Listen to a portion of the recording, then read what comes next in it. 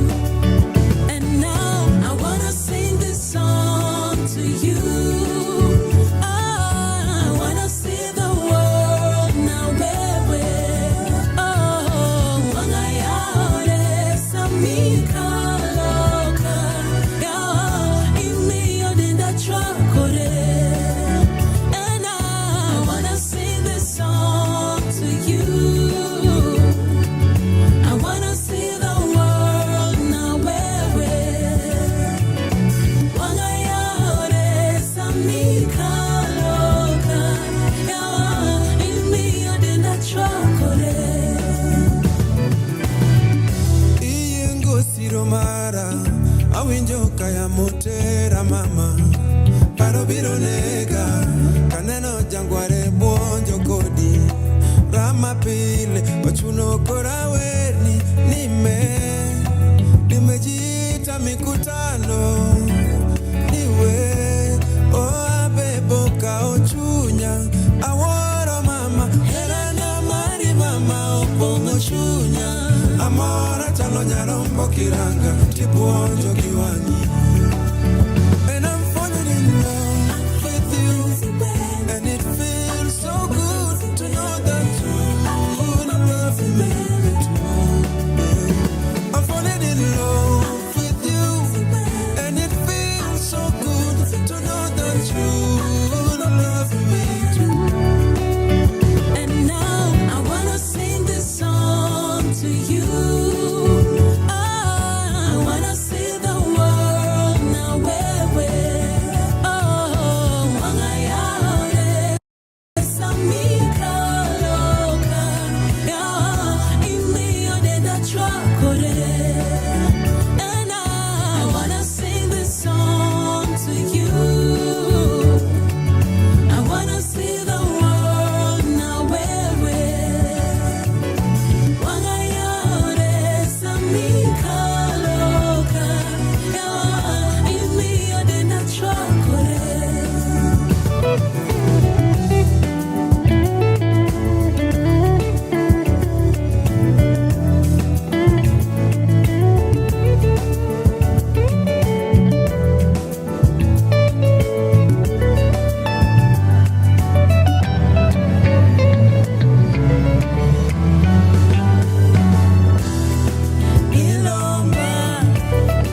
Ilomba, sietna, chunyagobi.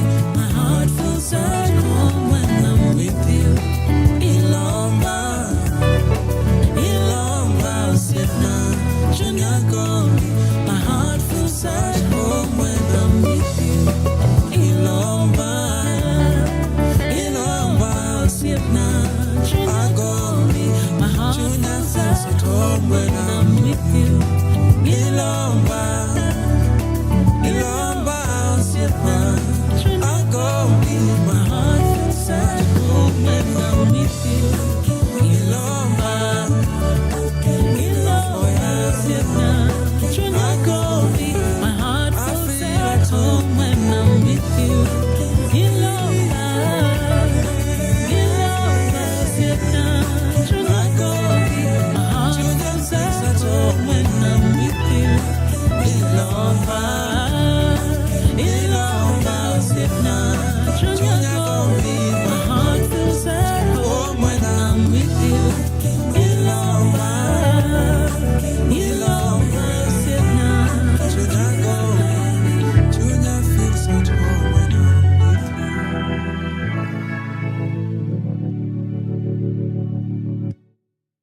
From sunrise to sunset, all day and night. Power Radio.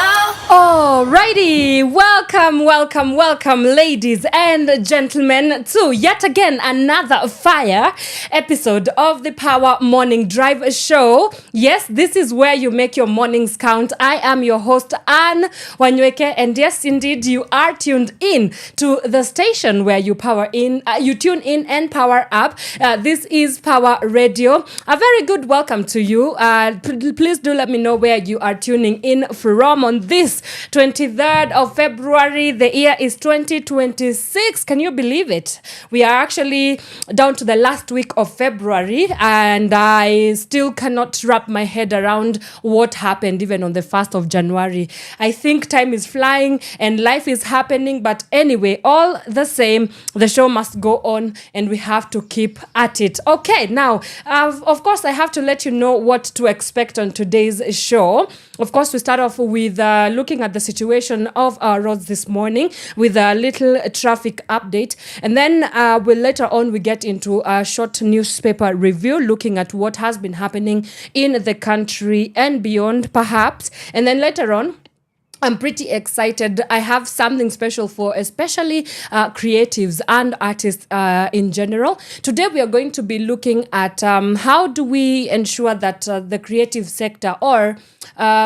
basically we are going to be looking at financing models for the creative sector. We're also going to be looking at what are some of the training opportunities that creatives can tap into. And I'm pretty excited to have that conversation with none other than Mr. Boniface Mwalii. If this is not a name that you are familiar with and you are in the creative arts, it's a name that you should definitely start looking out for and getting yourself acquainted to that. But that conversation is not after we get done with what I have just told you that we will be doing shortly, which is our newspaper review and the traffic update. But in case you want to get in touch with us, you know where to get us. You know the drill. The hashtag to use is hashtag Power Morning Drive. We are Power Radio across all socials. Find us on Instagram, Facebook, TikTok. Find us on X as well. And this particular live stream on YouTube, you can get us on our YouTube channel. That is Power Radio, PAWA Radio. Please, if you've not yet subscribed, kindly make sure you do. It really goes a long way. And you can also get us on our website, www.power254.org/Power Radio. And of course, the text or call in live number is 0748 379 231 is where you can get this you can get in touch with us and let's get this show kicking. Okay, so now that that's out of the way, let me look at the situation happening in our roads this morning. And it's absolutely crazy this morning. I can only expect it to be crazier because of the rain. The short rains are upon us. So start off with the traffic along Thika Super Highway. And situation is that there's pockets of traffic all the way from the Garden City Mall as you make your way towards the Globe roundabout. The same situation also happening along Kiambu Road as well, from DCI making all the way, no, actually not, shortly after Siata Mall Ridgeways, as you make your way towards the DCI area, kumeshikana bumper to bumper as well. I can also see that Peponi Road is also looking quite similar. Shortly after the Ankole Grill area, making your way towards the Westgate shopping mall, things are a little bit bumper to bumper as well. Let me see. Lower Kabete Road is also looking quite busy this morning, from Zen Garden all the way towards the Spring Valley police station. You can if you can avoid that route, make sure you do. Limuru Road is also quite busy. Traffic starts building up from Village Market as you make your way towards the Karura Gate as well. Red Hill Link Road looking very chaotic this morning. Which also incidentally spills over towards the Wanyoike Way as well, from the ABC place making your way towards the Westlands. I beg your pardon. Things are bumper to bumper on that area. James Gishuru Road, nothing to complain about. You guys are looking A-okay. We also have traffic along Lavington, especially as you make your way from Ring Road. That whole stretch, things are looking quite busy as well. Then we also have Gitanga Road imeshikana bumper to bumper. Same situation also happening just shortly after Kikambala Road as you make your way towards the Oloitoktok Road at the intersection. Yeah, so guys, just know that you are in for it. You are in for it this morning. Kingara Road looking absolutely busy, especially as you make your way towards Ngong Road, especially at towards the Junction Mall area, which also is a spillover from Naivasha Road. Things are looking quite chaotic, especially from the Naivas Supermarket rerouter all the way inaenda kushikana huko Ngong Road all the way towards Prestige Plaza. and the likes. So guys, just a little bit of patience and you should be good to go. Langata Road, absolute chaos this morning from Galleria Mall all the way towards the T Mall roundabout, which also incidentally spills over towards the Raila Odinga Road. Things are looking like a nightmare this morning. Same situation also happening along Mombasa Road all the way from Imara Daima. Imara Daima, the whole stretch towards the Nairobi West Hospital. That is the situation that is happening along Mombasa Road this morning. Jogoo Road, yes, same situation, busy like nothing else. Kangundo Road as well. Things are starting to build up just a little bit. We also have the same situation along Ojijo Road as well. There's a build up as you make your way towards Ngara and that kind of situation. So in case I haven't mentioned where you are at and you would like us to know what's happening along the route that you are using this morning, please get us on our socials. That is Power Radio across all socials. The hashtag to use is hashtag Power Morning Drive. Let's jump into some music, and when we come back, we look at what has been happening in our local newspaper review. Do not move that muscle. We'll be right back after this. From sunrise to sunset, all day and night. Power Radio.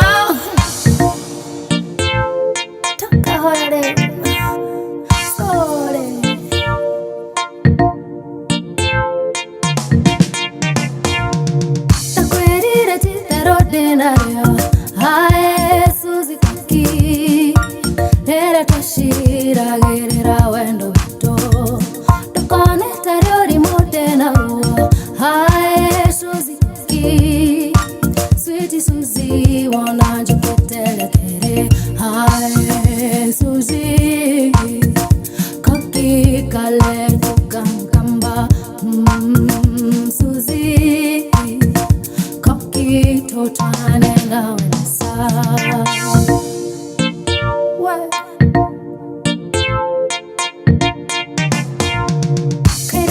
Quero ir donate, get out share masako, akejera geta Susie Koki, Mahoro Makwaga, Gora Keda Gorama, Yoda Kusho, a pirate Susie Koki, hi Susie, Koki Kaleto Kamba, Susie, Koki Totane now.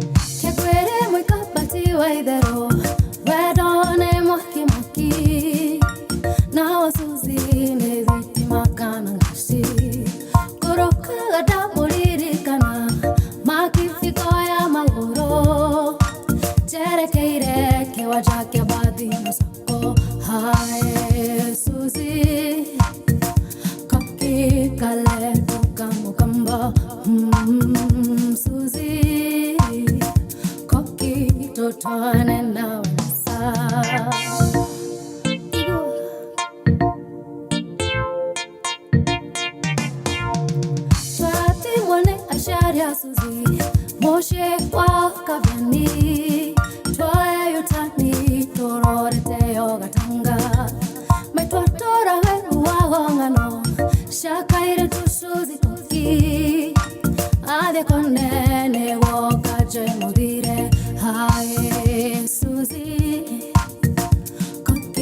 kaletuka mkamba Suzi koki totwane na wanasa Hai Suzi koki kaletuka mkamba Suzi koki totwane na wanasa. From sunrise to sunset, all day and night. Power Radio.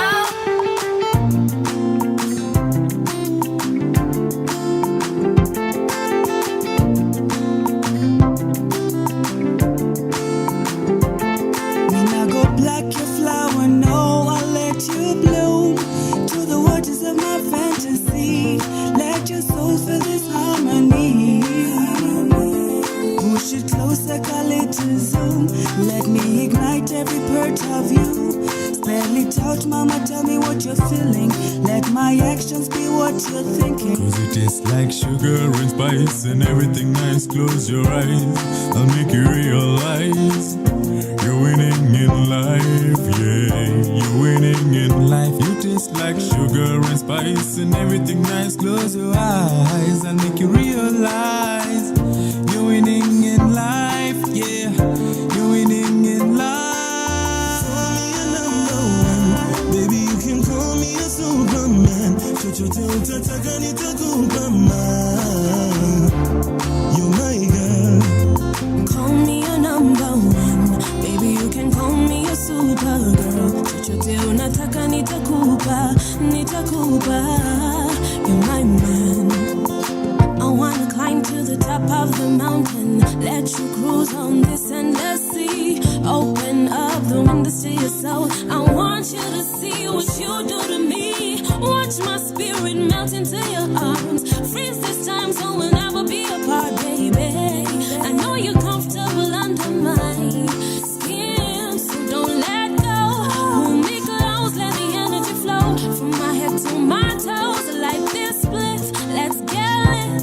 Wake back up, then we do it again, baby. Call me a number one, baby, you can call me a superman. Chochote utataka nitakupama. You're my girl. Call me a number one, baby, you can call me a supergirl. Chochote unataka nitakupa, nitakupa. You're my man. Somebody call for my girl, call for my cure, call for my lover. Cause when the sunlight's at west side, you're always gonna be my number one. Somebody call for my man, call for me cure, call for my lover. Cause when the sunlight is at west side, you're always gonna be my number one.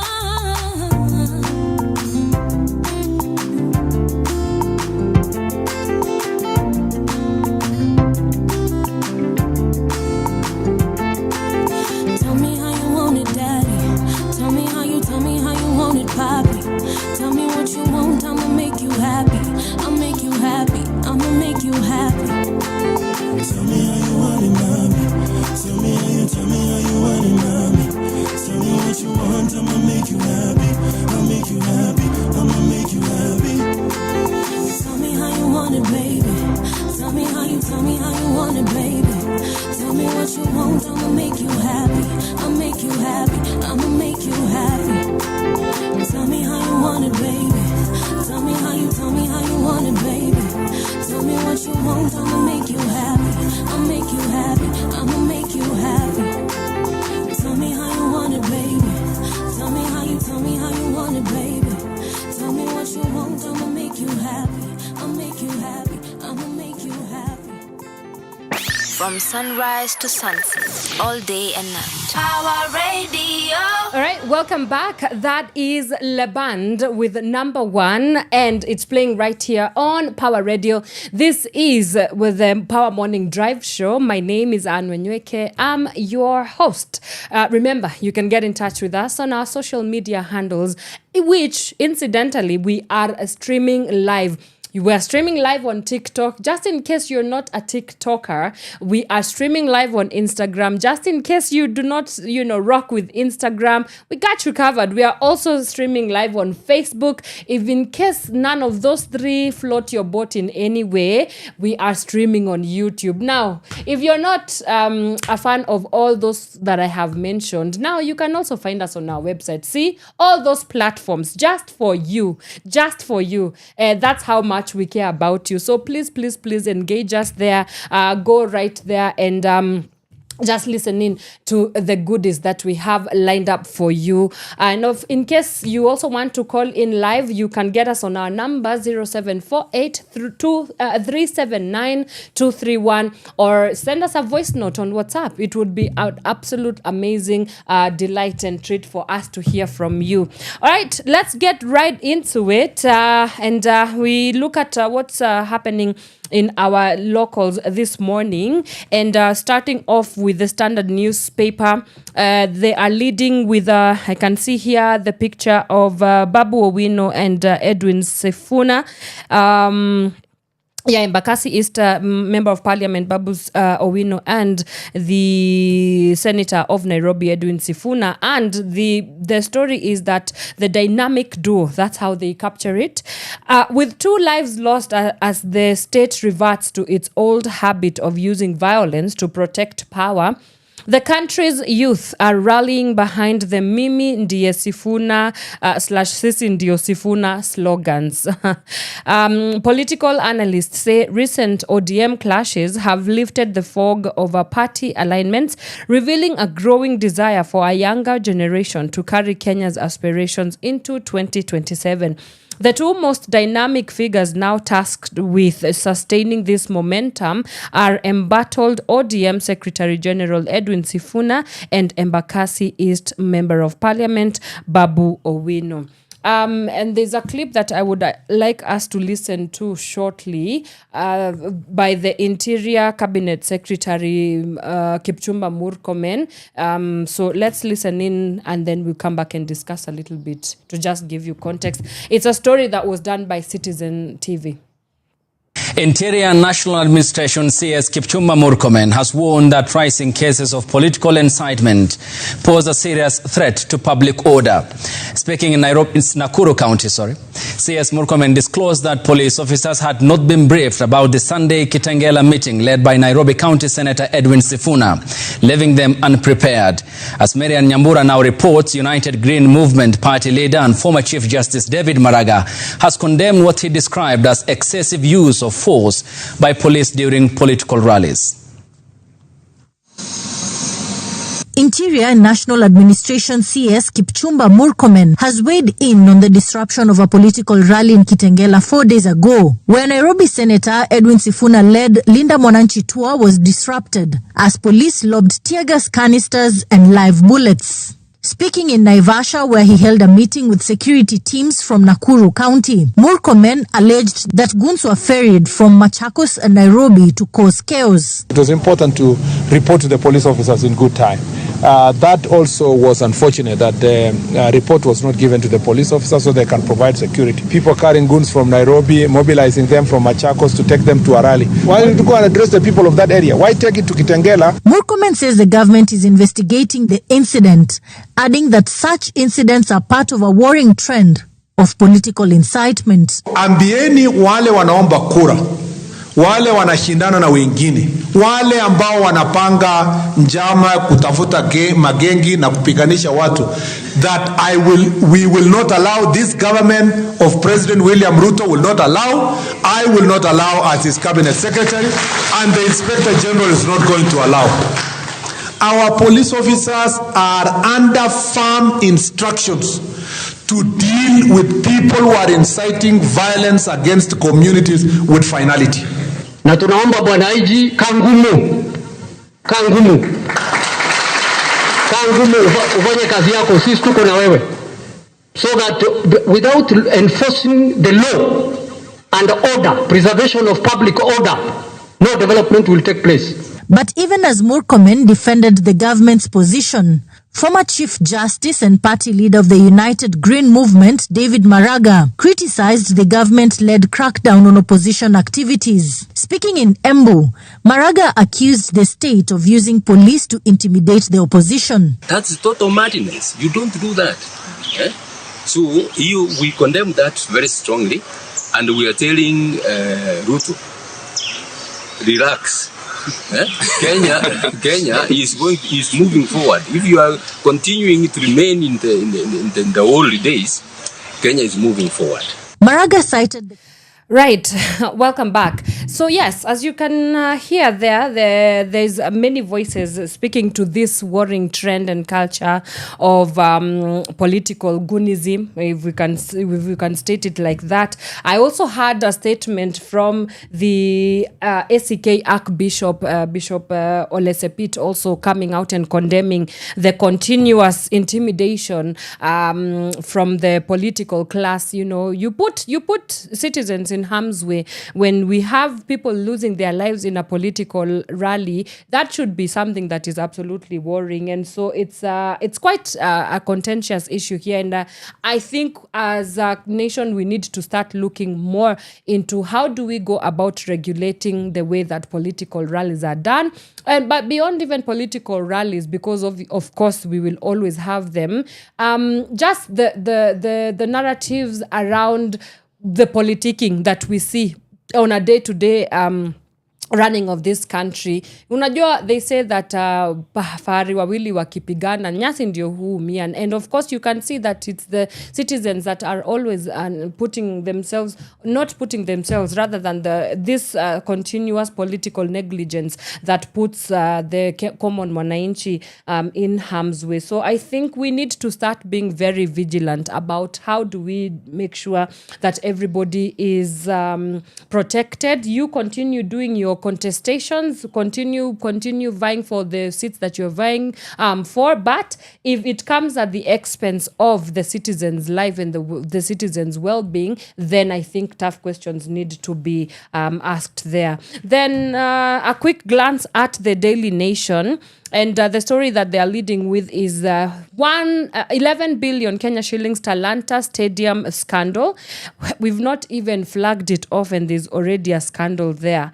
I don't know. I honestly, and so anyway, so the paper is basically looking at some of the things that or rather some of the ways that the public monies that have been allocated to ensure that the Talanta Stadium is flagged off are not going. We have checks and balances. One of the things is the price variation. So audit says that contract sum rose to 45.8 billion Kenya shillings from 35 billion without explanation. The other thing that this Talanta Stadium comes with is illegal procurement, that there has been no justification for bypassing open tendering system. And you realize that even during the last budgetary reading, there was a new procurement system that the CS Treasury, John Buddy, said that the government has been working on to sort of make sure that the tendering process is done in an honest, open and transparent way. We would like to know how is that going 1 year later? Why do we still have illicit financial flows, especially when it comes to public monies? Then we also have an issue to do with the Attorney General ignored that the AG's approval was never sought as required by law for contracts worth over 5 billion Kenya shillings. And lastly, cost overruns. That lopsided agreement imposes heavy penalties for delays to pay contractor. And on February 7th, the president said this, and I quote, that they were casting doubts, but we trusted the process. Now look, see for yourselves. Talanta Stadium is right here. This is huge. You will love it. That's the president stating there that the Talanta Stadium is going to be offset and perhaps going to be one of the biggest stadiums that we know in the country. About state of the art, I'm not so sure. But again, it's Another day, another worrying headline where public monies is not accounted for, and then we will continue and move on with our lives like nothing has happened. But to get yourself a full scoop of that story, the page 4 of the Daily Nation is where to get it. We also have a story here on Matiang'i tours Gusii amid Mount Kenya jitters. Former Interior Cabinet Secretary Fred Matiang'i today begins a 3-day tour of his Gusii region as he seeks to solidify his base and shore up his bid for the joint opposition presidential flag bearer in next year's general election. His endorsement by former President Uhuru Kenyatta's party, Jubilee, has caused jitters among opposition leaders from Mount Kenya, led by former Deputy President Rigathi Gachagua, who interpret it is a quick installation as the region's representative. And last but not least, we have a story about Kenyans foot 175 million Kenya shillings bill for Uhuru judges' blunder. And the story says that President Uhuru Kenyatta's refusal in 2020 to appoint 41 judges, even after court orders, was a potent mix of politics, espionage, and executive hardball that taxpayers continue to pay for 5 years later. Let's see how that goes. But that story on page 3 of the Daily Nation. And that, ladies and gentlemen, leads us to the end of our short skim through the dailies. But for a comprehensive coverage of what the papers are looking like, please grab your copies of the dailies and ensure that you are in the know of what exactly is happening in our nation. And that leads us to the end of that. When we come back, my guest is already here with me, Mr. Boniface Mwalii. And I told you when I was beginning this that if you're a creative, then you are definitely in for a treat, because today tumewakumbuka. We have decided that we need to talk about the creative economy, which also otherwise known as the orange economy. And we're going to be looking at various issues regarding the creative economy. Number one, how do we figure out financing of the creative arts, right? How do artists ensure that they understand how to go about fundraising for their creative projects and creative works? Because of course it's one of the most underfunded sector when it comes to even budgetary allocations on a national level. We'll also look at some of the training programs that Mr. Boniface is spearheading as well. So please, if you're creative or you want to venture into or you want to be a cultural practitioner and you do not know how do we go about this as an economically sustainable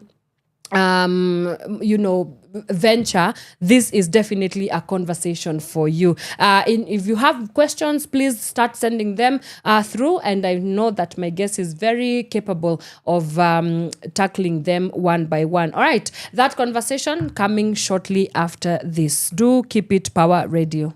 From sunrise to sunset, all day and night. Power Radio.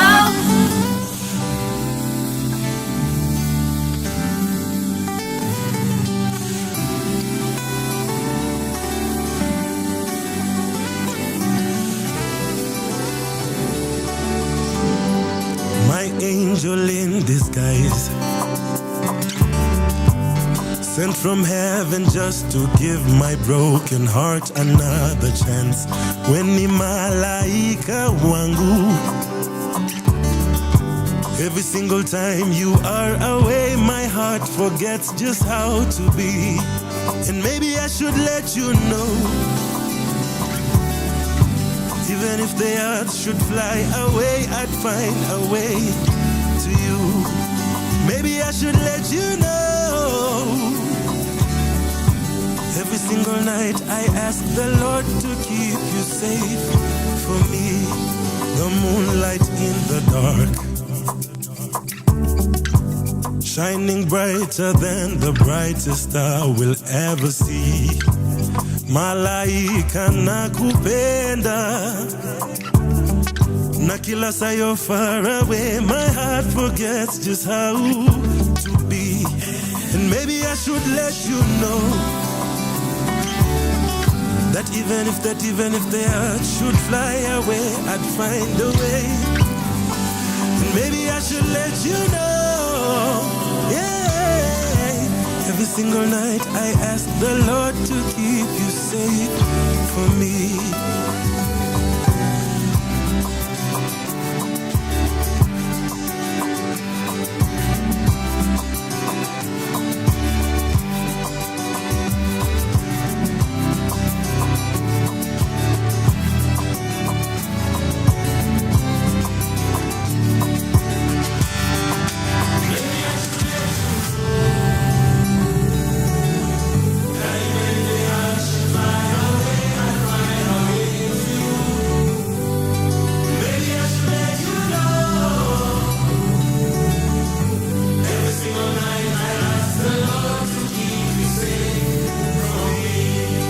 Maybe I should let you know that even if the earth should fly away, I'll find a way to you.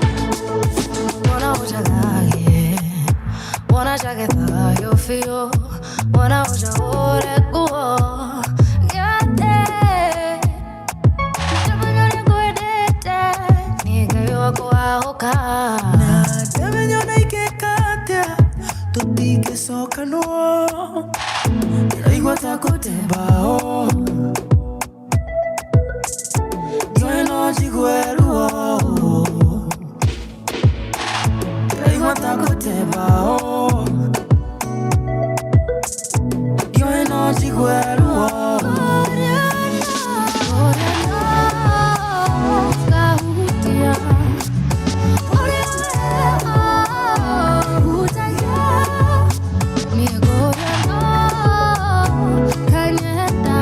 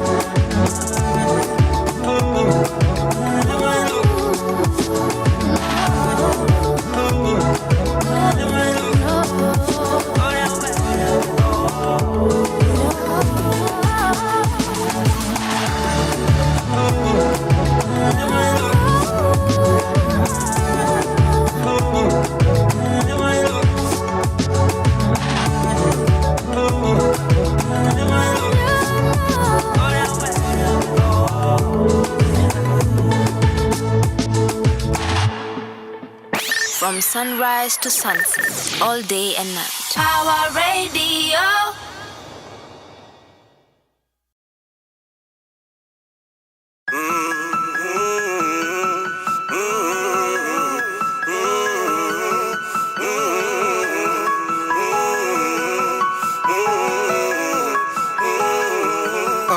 Wonfala mganiane kama mng'ari kwa list juu ya Ferrari, ana degree au ni journalist tu journalist. Nasikia wakiuliza ule boy wetu alienda wapi, amepotea kazi ile mbegu watu walipanda na kanyari, na nasikia inasemekana hati rap zangu kamna mkazo na ile utamnya rege mama maudinari wananikubali na hata hati hawezekana kwa wale upenda sauti yangu na iko wale usengenyana mama kijana wako amepotea ni masikio tu yeye anatoboa huku ndugu zake wakiendelea mwenye spekeane za mwokoa kimaisha amelegea ingawa hatoni akitoboa bado twazidi kumwombea amina.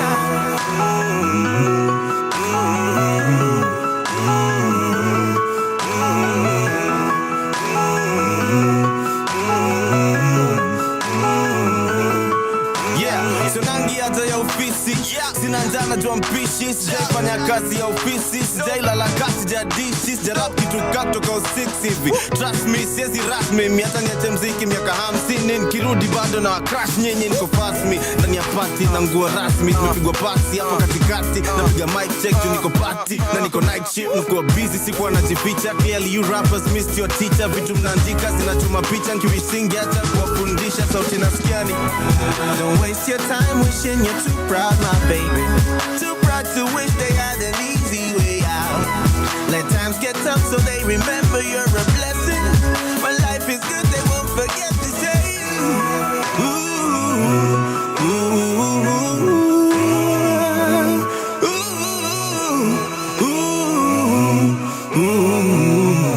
ooh. Yeah. Hey, yeah. Naulizwa mbona niliacha mziki ati nilikuwa mkali juu ya mic na namisiwa na mashabiki. Niliacha game mapema hata kabla refa tapiga firimbi bila kwa heri ati walistukia tu kuna klepto moja imbi. Samahani nimepotea, shukrani kwa wale wamenifikiria hizo miaka zote nimekuwa missing, lakini kwa kitu hamjaniambia. Kani ningebaki bado ngekuwa nataki ya kusikia nikiwaimbia, ama by saa ingekuwa mnanifanya vile mnafanya mapioneer. Story kwa media ati nimetapa niko juu ya madawa na hangaika shoni mali mbada hebu kama ukatendraise mnaita. It's not that serious, rap ni hobby. Bila mziki bado na mange ingekuwa career singekuwa nalia kusikia tinaija like Nairobi. Ambia ni ukama sijifeel sana, wewe ni mgeni sikia kwanza tunakupenda. Ukikakata choka na wewe hivyo ndo kuenda. From sunrise to sun. From sunrise to sunset, all day and night. Power Radio. All right, welcome back, ladies and gentlemen. That was Nyashinsky with Now You Know, and it is playing right here on Power Radio. This is the Power Morning Drive Show. Yes, indeed, we are the show that you make your mornings count by waking up right here and tuning in. Of course, it's on Power Radio. My name is Wanyoike, and I am your host. And just in case you're just joining us, welcome. It's always good to have you join us. Remember, you can get in touch with us on our social media handles. We are Power Radio across Facebook, Instagram, TikTok, X, or Twitter, depending. Some of us refuse to call it X, just to be problems in society. Yes, we incidentally are streaming live on all those platforms. We are also on our YouTube channel, that is PAWA Power Radio. Please subscribe if you've not yet subscribed. It really goes a long way. And you can also call in live, text us. The number to get us on is 0748 379 231, and let's get this gig on. Now, creatives, artists, you guys are in for a treat today. I've told you that we are going to be going in discussing the orange economy, or rather known as the creative economy. And with me in studio, I have a very illustrious gentleman who lives, breathes, and like this industry, it is him. He is an embodiment of the creative industry. And in a short while, I'm just going to invite him to introduce himself, and he'll tell us just a little bit about who he is and some of the work that he does in the creative economy, and then or the creative sector, if you will. And then we will get right into our conversation. Good morning, Mr. Boniface. Good morning, Anne. Thank you for the very kind introduction. Of course. I was even wondering who is this illustrious person?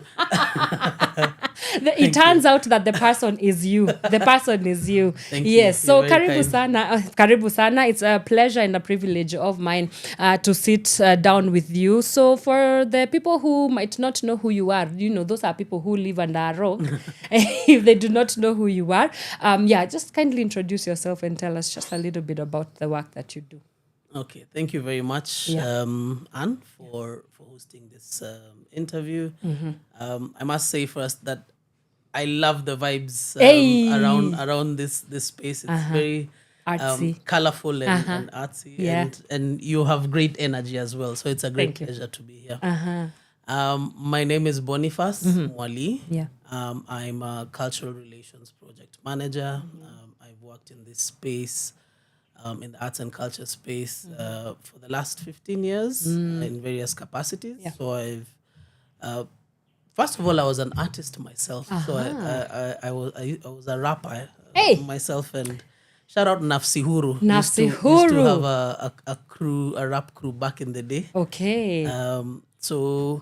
I you think will rap for us when we will segue into that. Royalties. Mwisho. We will. Royalties. Yes, we MCSK, with the 15 bob. We'll talk about that. We'll get to it, I'm sure. Yeah. But yeah, so I came from that background as someone who was interested in the arts myself. And over the years, I've looked at different ways that I can actively contribute to the development of that space. Right. Because I feel that it's an area that has a lot of opportunities and potential for our society and for the young people who practice in that space. Right. So I think in a nutshell, that's my background. Yeah. But I think my current roles are spread across journalism and project management and a bit of fundraising for the projects that I'm involved with. Right. Fantastic. Okay, so this is going to be really good. But to just kind of right off the bat understand, what does a cultural relations manager do? What does that mean? Yeah. Well, it says exactly what it is on the box. It's cultural relations projects. So basically designing projects that are created for the cultural sector. And these take many forms. So organizing festivals, organizing exchange programs for artists, designing and delivering funding mechanisms for artist projects. So they take many different forms and shapes based on the project goals. So projects are mostly created by development partners, development organizations that have a presence in the cultural sector. So, they will state objectives. This is what we are setting out to do with this project. And as a project manager, then your work is to understand what is this project aiming to achieve? How do we ensure that it is achieved within the resources that are available and within the time that it needs to be done? Because, again, these are time-bound projects. Right. So, yeah, I think in a nutshell, that's what it entails. Wow. So give us a context of, at least in the Kenyan context, in terms of, let's just jump right into it. Financing, because you have talked about, you do a lot of work in the fundraising for creative and cultural arts. When we have conversations with artists, they almost all of them say that they do not know how to go about it. They do not even know that there is money to finance their kind of work, especially in the creative arts. And it has been a frustration for most artists as we talk about them and as we engage them. So yeah, like just talk to the artists who are listening in. Like, how do they go about fundraising? What are the funding opportunities that exist within our pool, even locally and also internationally? Because I also understand that your work is also not just Kenyan bound. You also do it on a regional level. Yeah, and what are some of the funding models that are sustainable for the creative that is trying to get into the industry and carve out an economic activity for themselves? Okay. It's interesting that you bring that up because first, as you were talking, the first thing that came to mind was, do artists need to understand fundraising? Because I think we have had this this perception that artists are creatives, and their role and their work is to come up with brilliant artistic ideas and creative ideas, and a lot of them often end up not doing the thing about how to structure these projects in a commercial sense, in a way that it can then be financially sustainable.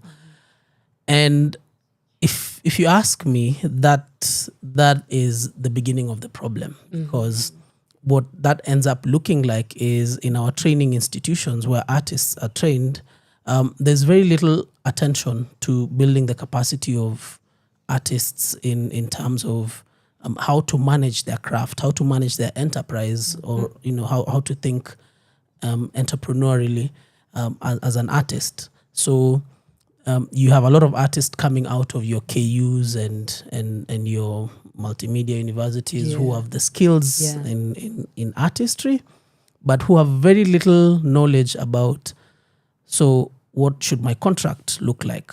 What should my P&L look like as an artist? And because this has been the case for such a long time, now we have, I think it's somewhere between around 5.5 million people working in the creative sector, majority of whom have no, background or understanding of the sort of administrative and management skills that are needed for them to manage their craft. So I think that's the beginning. That's where we are. That's where we have gotten to as a sector. And we need now to shift the thinking and start talking about, I think it's not to say that's necessarily a bad thing, because we were at a place where even that training to make the artists good and make the skill and craft good was lacking. And so it's a step that we have made, that now we have a focus on training artists in terms of creative skills. But now we need to elevate it. We need to take it a notch higher and start having the conversation about sustainable and commercially viable creative ventures. So a lot of the time, this work or this role is left to I don't know what you'd call them, agencies, your MCSKs of this world, and the intermediaries that then play that role for the artists. I think the lessons we've learned, and I speak as a journalist who's covered this sector for the better part of the last decade, is we've learned from using that approach that it does not serve the artists. It benefits other entities, other interests, if I would call them that. So many others, except for the artists, because they have the smallest share of the pie in that arrangement. what should happen at this point, from where we are, what needs to happen, in my view, is that the capacity of the artists in terms of their understanding of managing funds and finance needs to become front and center of any conversation that we're having. And that could take different forms. We would need to begin from a policy perspective. First, there needs to be the right policy frameworks. I've recently been interacting a lot with the creative economy support bill that is hopefully going to become law soon. I think that's a policy framework that really outlines several things that would be beneficial for artists. One of the things it recommends is, for example, establishing guilds. And I serve as chair of the East African Journalists for Arts and Culture Association. And within these frameworks of associations and guilds and groups that are representing artists in the sector, you see that you already have an understanding of, if you're working with the Producers Guild, they know what producers need and what producers should sort of be provided with, or sort of what sort of financing producers require. If we're talking about journalists, we know what we need in our space. Yes. If you're talking about actors, visual artists, and so on and so forth, the associations and guilds all have a collective understanding of what applies to their subsector. Yeah. So I think if we start to work within these associations and guilds to build capacity of the practitioners within that particular subsector, to have an understanding of, okay, so we need this level of financing. What does it take to secure that financing? What sort of systems and structures and capacity administratively do we need to have access to whether it's grants or investment capital or whatever other mechanisms that you'd be exploring to finance your project. So I think within these associations and guilds, because I wouldn't say there's a homogeneous approach that we say, if we do this, now it has fixed everything. We have to look at each group. If you're filmmakers, what do filmmakers need? Because what a filmmaker needs to put on a film, to produce a film and screen it, is different from what a visual artist needs to create a painting and sell it, right? Yeah. And is different from what a musician needs to produce a song and stage it on a concert. So if you look at each different strand, can I call them value chain now differently, then you can design processes and financing models also that are responsive to that particular sector. Right. Yeah. So you're essentially you're saying that per genre there needs to be policies and frameworks that speak specifically to these genres. Okay. Yes, sawa. pretty much. Yeah. I don't think there can be one approach to each of them. Mm-hmm. So every group needs to identify its needs. Right. To say this is what we require as filmmakers, this is what we require as musicians, this is what we require as graffiti artists or something. Yes. Right. So while you were speaking, you brought up very key things and that would like us to unpack, right? One of them is financial literacy. For the longest time, artists really do not know what to do with the money. And by the way, that is if they get even the money, because you've also talked about the private sector, for example. We need to have conversations that tackle the protection of artists from the exploitation of the private sector? I know we will come to the state because the government is also its own monster when it comes to dealing with artists. But yeah, how do we go about ensuring that we have opportunities, or rather that artists have opportunities and platforms where they are able to harness financial literacy and beyond them having that sort of knowledge? Because you can have the knowledge, but it does not necessarily translate into you getting money or you having money from your own art. So how do we bridge that gap? Okay. Yeah.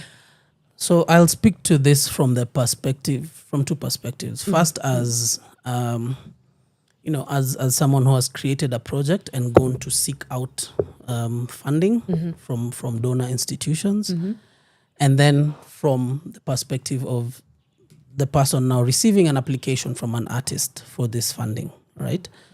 And there are common things that for me have become clear and in this process is, first of all, demonstrating in because we rely a lot on grants as well in our sector. We rely a lot on applying for grants and seeking grants from various development partners.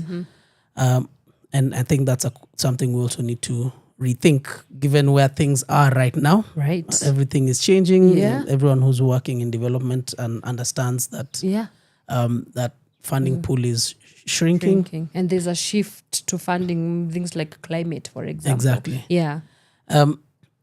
But I think for practitioners in the arts, the reality is when you're putting on these applications, it's important, first of all, to demonstrate that within your team, within the collective, or however you're designed or organized to do this project, that there is competency to manage finances. And there's several ways to do that. It could be by showing, for example, in previous applications that you have managed even 10,000 shillings. Even the Bible says if you can be trusted with a little, you can be trusted with a lot, right?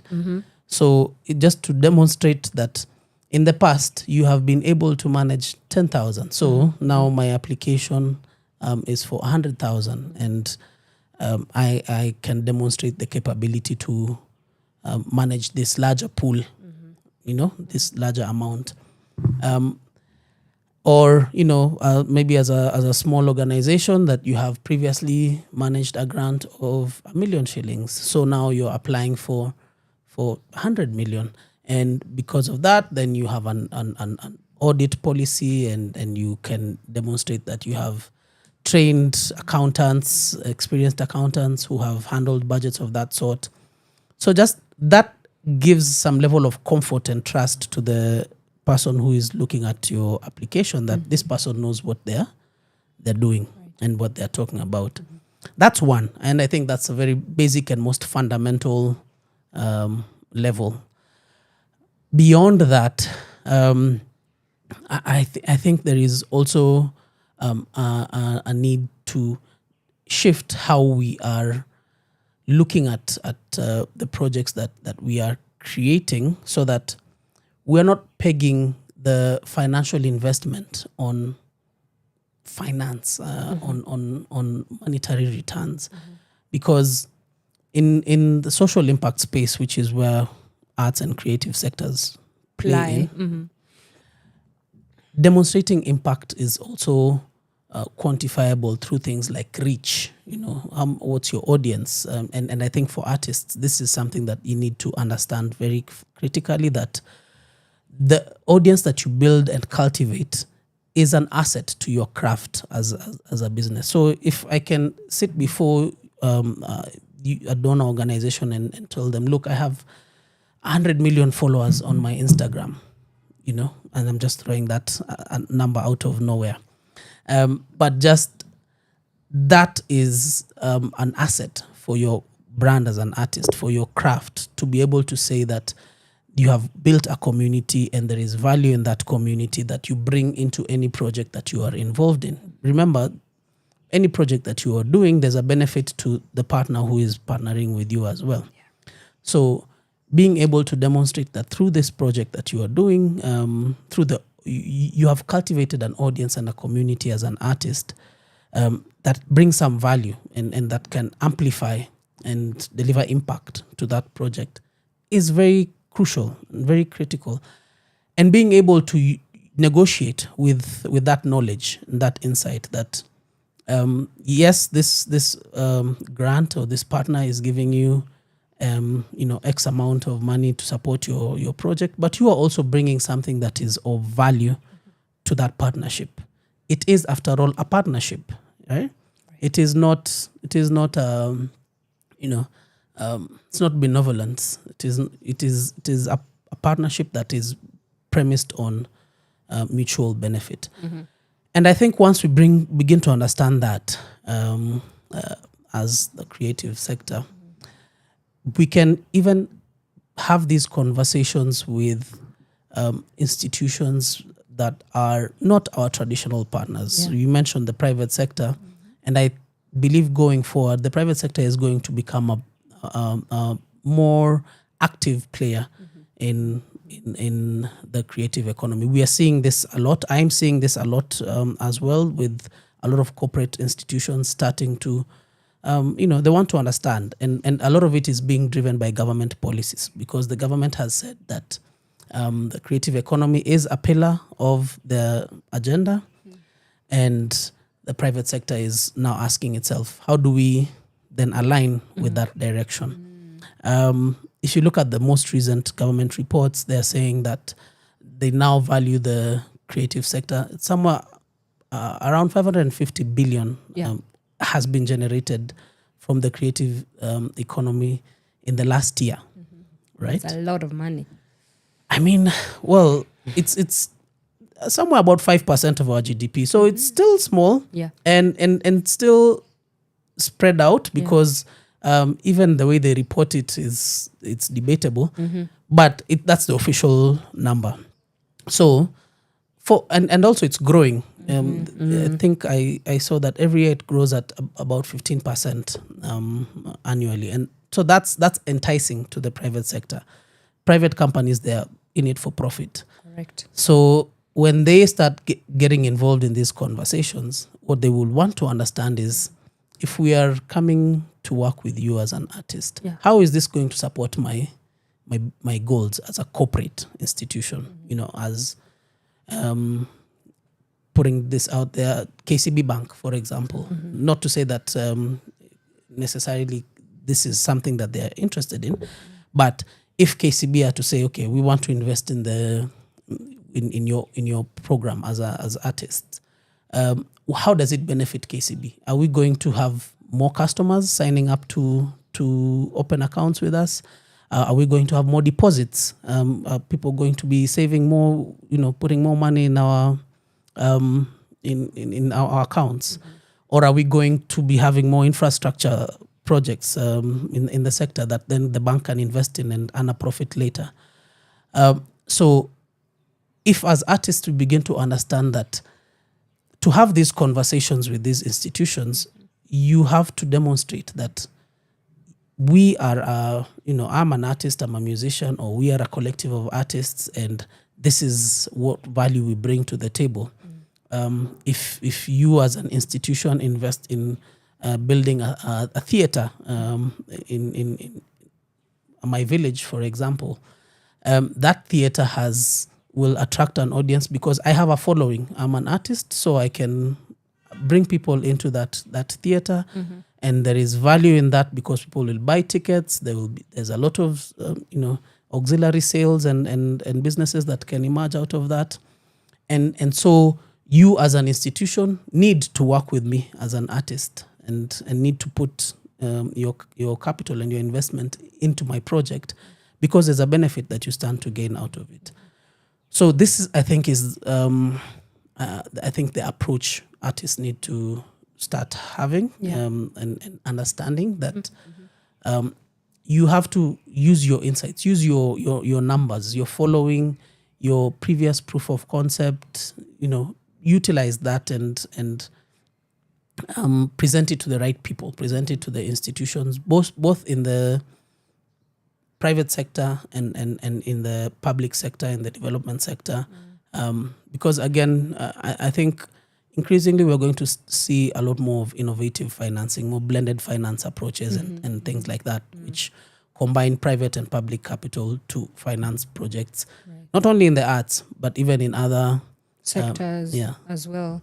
Also, are you saying that you do pretend that there's going to be a shift to domestic funding? Is that something that you're saying? I think it's necessary. Okay. Because right now, if we look at where the traditional sources of funding have been, from, for example, the UK, which I've had the privilege of working with, the focus is very clearly in other crises, other global crises that I think realistically, you kind of understand. You kind of, if you have a fire next door, you're here and there's a fire at the hotel next door here, are you going to start planting crops, or are you going to put out the fire first? Right? Yes. So I hope that analogy is clear enough. But the point is that in the Western countries, which traditionally have been our sources of funding, they have a fire on their doorstep in Ukraine and Russia. And that is where a lot of their attention now is migrating to. How to put out that fire. It's been 4 years now. Situation has not changed. Yeah. So unless something drastically shifts, and even as I say that, already there are the indications that these Western countries are moving their priorities at a policy level from the sort of support that they have been providing in the past to different priorities, informed by that.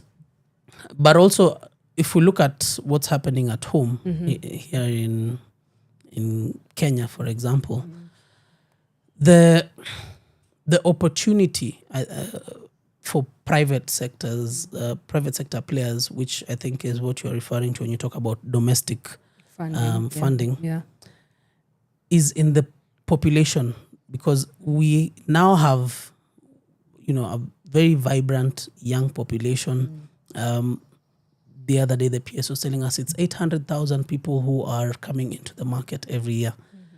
So for the private sector, this is they also ask themselves, how do they get involved? How do they engage with this sector? And if you look at what the trends are shifting to, most young people are interested in digital services, digital economies, be it through influencers or e-commerce or whatever it may be, but leveraging a lot of the mobile device.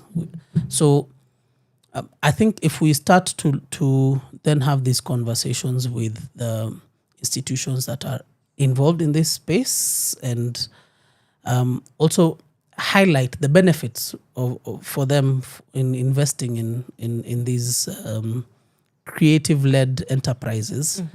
I like what Hiva has been doing. For instance, just the other day, they announced a new loan facility for event managers. So if you're hosting an event, you can go on Hiva platform and take a loan to do something against your ticket sales. So you can see your ticket sales have been X amount over the last year. Yeah.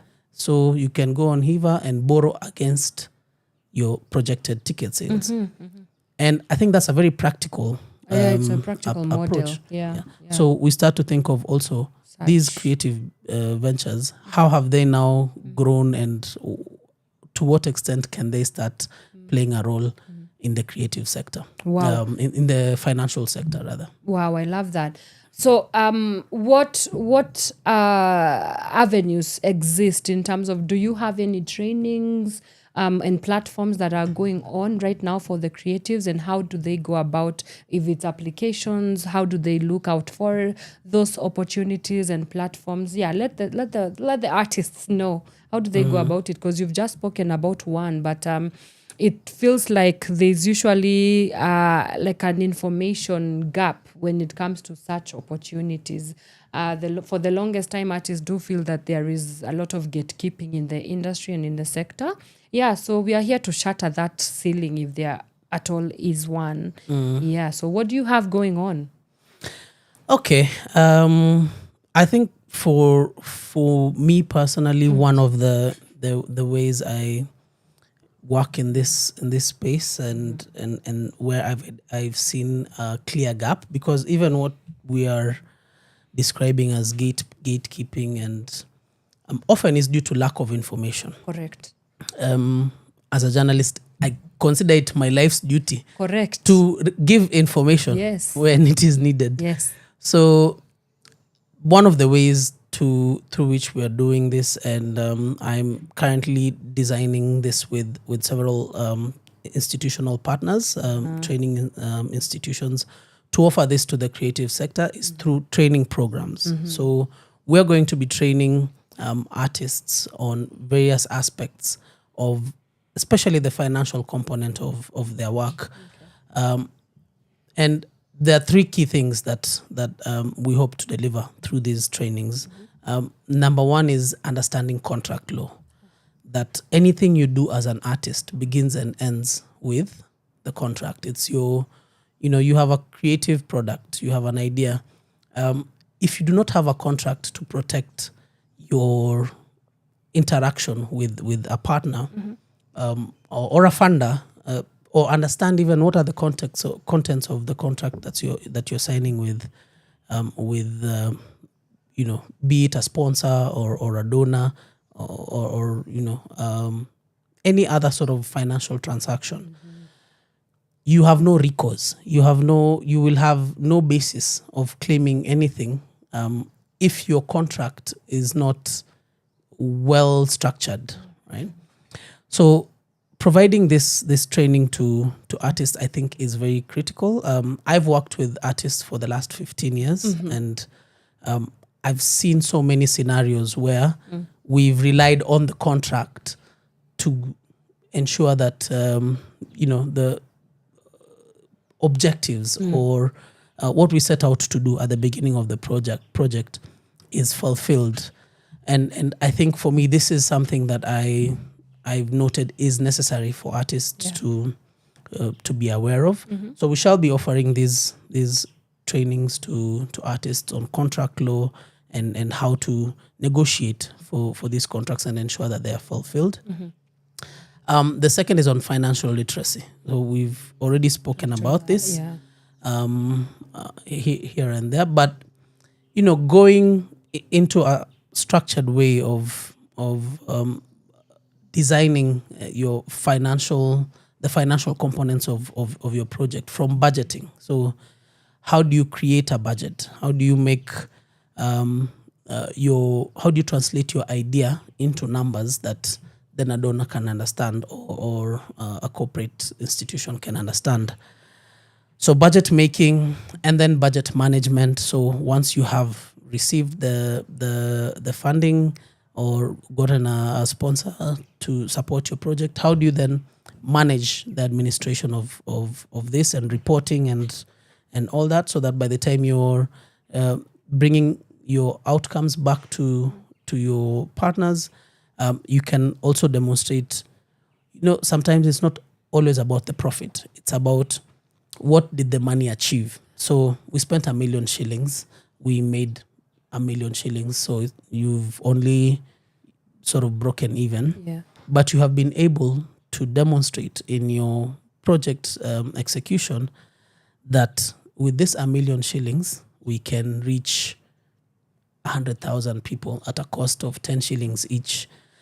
That is impact. That is being able to translate that into a report that then you can present to a partner and walk them through the journey of seeing these are our the metrics that we've been working with. when we set out to do the project, we wanted to do A, B, C, and D, and this is how we have used this money, and this is the outcome of it.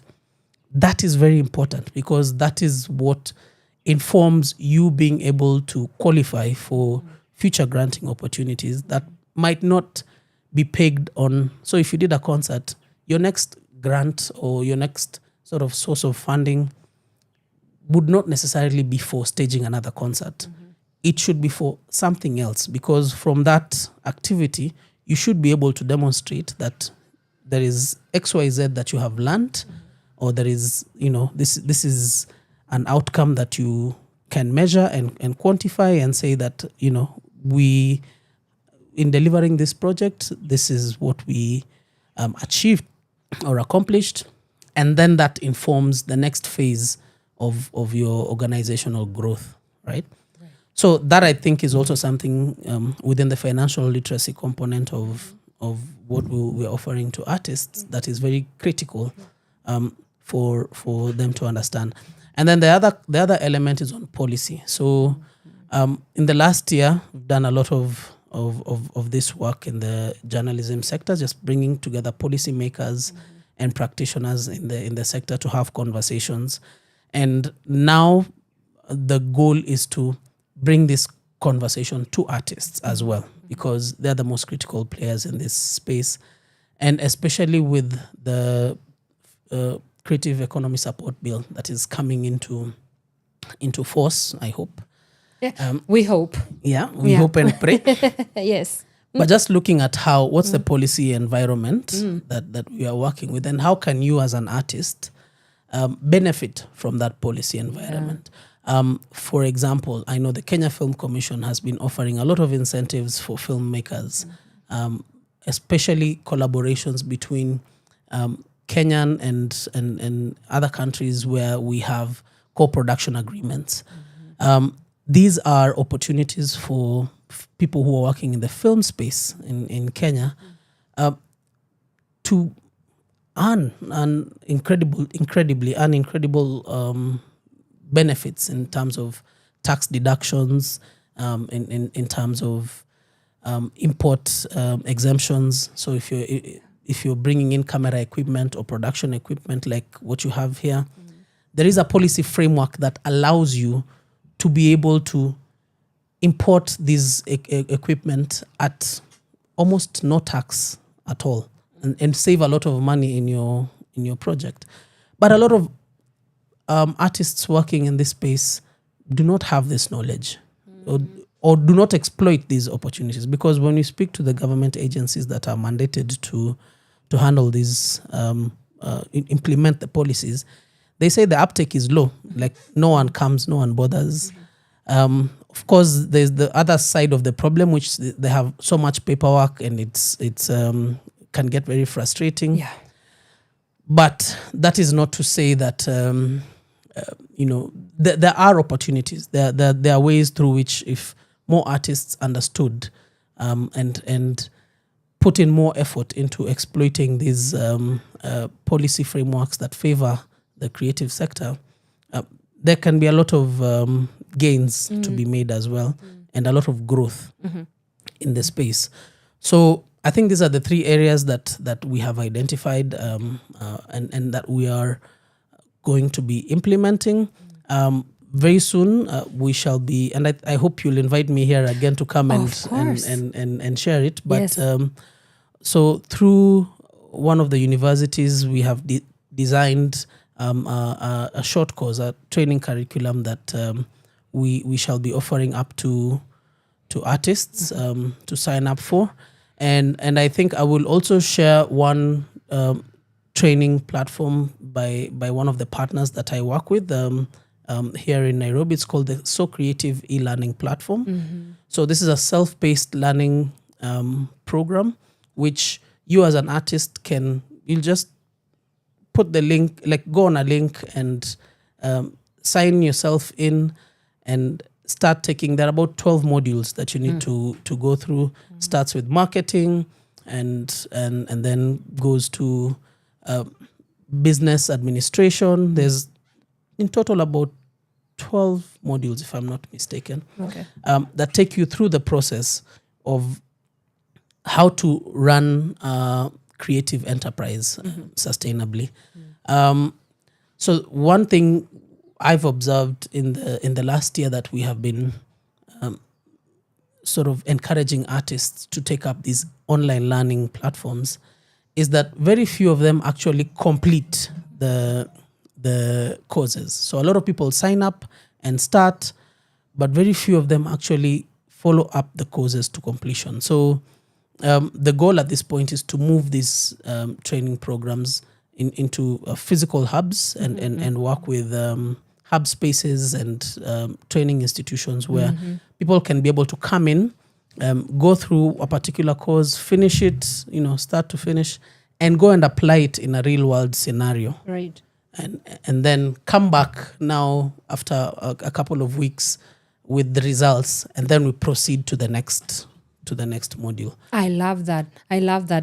And I think it's a good place to take our first breather right here on the Power Morning Drive Show. I can see that the comments are coming in hot. A lot of people are commenting today, and I can also see there's a lot of questions coming your way. So allow me to do this. Let's take our first break right here. When we come back, I will flaunt those questions to Mr. Boniface, and then he will be able to answer them as well. Do keep it Power Radio. We'll be right back after this short music break. From sunrise to sunset, all day and night. Power Run the music Radio. one more time for me, please.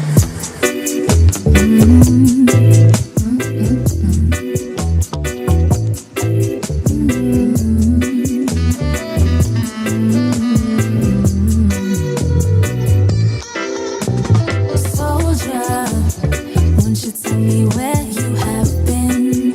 You've been running through my mind, out of my skin. Wanna show you what I've been thinking. Slow down, step. I think that I wanna remind you of all the little things I like about you. I think we could be more than friends.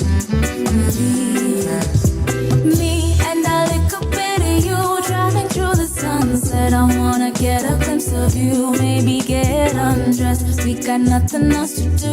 Let me get a little bite of you. Lord have His mercy. Me and a little bit of you driving through the sunset. I wanna get a glimpse of you, maybe get undressed. We got nothing else to do.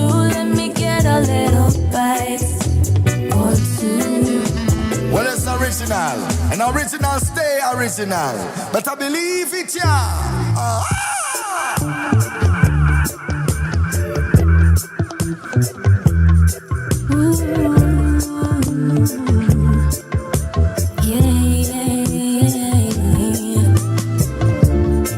Wake up with the sunrise. I didn't know if I'd feel alright. I'm waiting for my time to ride. Loving what your eyes see, especially when they're looking at me. I might give you something to try. It's priceless, sensual and timeless. I'll give you one guess, one night with an empress. When I look around me, I count all my blessings and feel the breeze and the life running through my veins. All of my seas remain, my eyes on the throne. Dark days till I know. Siezi enda mbali bila neema. Kenye amesema siyatatenda. Worries won't make me live any longer. Wanna cherish my life, all because it's priceless. Essential, it's timeless. I'll give you one guess, one night with the empress. Did you see what God did? She made an angel out of melted stone. Did you see what God did? She gave me heavens in a heart of gold.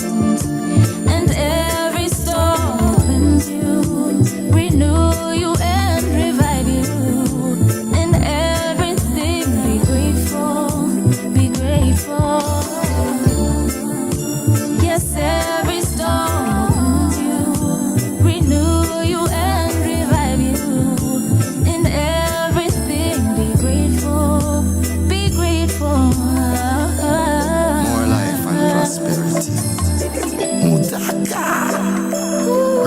Gratitude is a virtue, my people. So keep hailing the Most High. Rastafari. Every time. From sunrise to sunset, all day and night. Power Radio. Yeah, Rastafari.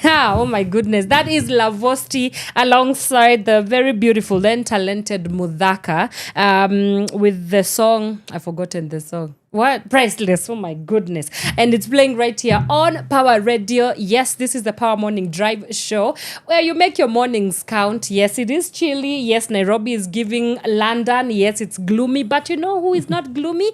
Us. Right here on the morning breakfast show right here on Power Radio. So please, thank you so much for keeping us company as we keep you company as you keep us company as we cruise through our conversation. I'm still here with Mr. Boniface Mwalii. We are deep in the midst and the bones of discussing how do we go about not only financing the creative sector, but what are some of the crucial conversations that should be happening from financial literacy to how do we get the monies into the creatives' pockets, because we need to get the artists paid, and everything in between. And I can already see that you guys are coming in hot with your questions. Thank you so much for tuning in.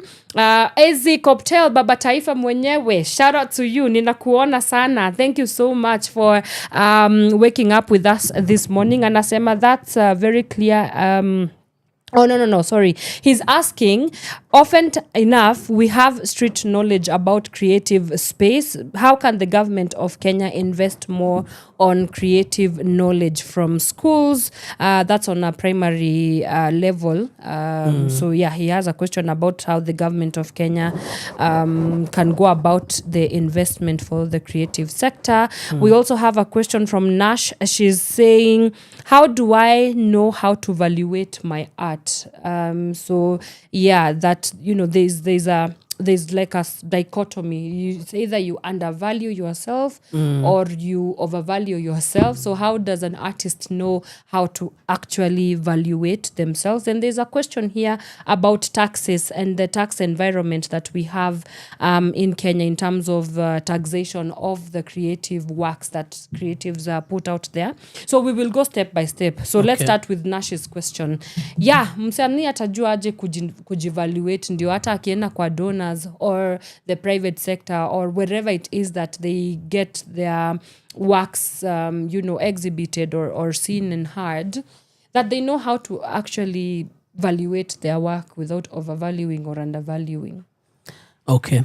I think first, in my experience, value is relative. Artistic products are they are premised. Their value is premised on a very wide range of factors. Like nyanyas, if you're buying nyanyas, there will be a season where nyanyas are abundant in the market. For our international audience, nyanyas are tomatoes. There you go. Yes. or any agricultural produce. Right. There's a season when there's abundance in the market, and the price fluctuates, right? Dips. But when they are scarce, the price goes up. Now, I think where the arts or value for arts, artistic products sit is a bit different, because a lot of the products that we make are sentimental. It's depends, or it is informed or guided by how it connects, what sort of resonance it has with a particular audience. So, for instance, if you produce a painting and you exhibit this painting, and let me even be a bit more specific and say you produce a painting of Wangari Maathai, and you exhibit this painting here at Uhuru Park, the value of that product in Uhuru Park is very different if you take this painting to the Netherlands, for example,